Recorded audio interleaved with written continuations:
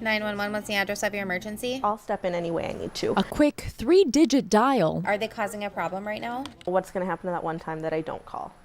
I mean, that's, it's always that what if. Is sometimes all it takes. That was the scariest moment of my life. For domestic violence victims searching for that little light of hope during such a dark hour That night was October 30th, 2005. can nearly seem impossible with such a strong hand forcing you into the shadows. He was sitting on my chest and covering my mouth and my nose and telling me to breathe, and I couldn't.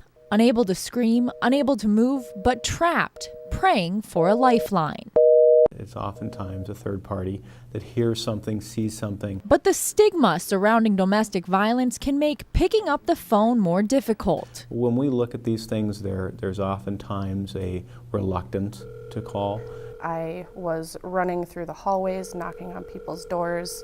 Nobody would answer. In this very same apartment building 9 years apart, I was scared for my life. I was yelling and screaming at the top of my lungs for somebody to open the door, not even call the police, just let me in, help me.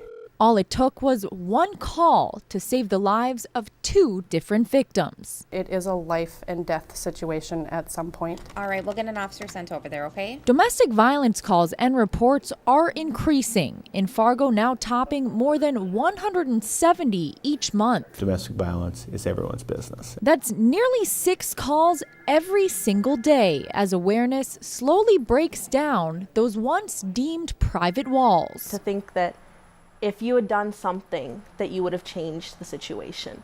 I mean, I guess I don't understand how people would not be able to call. It's kind of our responsibility as neighbors and as a community to help if we can. Help that can breathe new life into a victim. They really should feel the urge to call and help, because it could save somebody's life. And light a path towards a brighter future.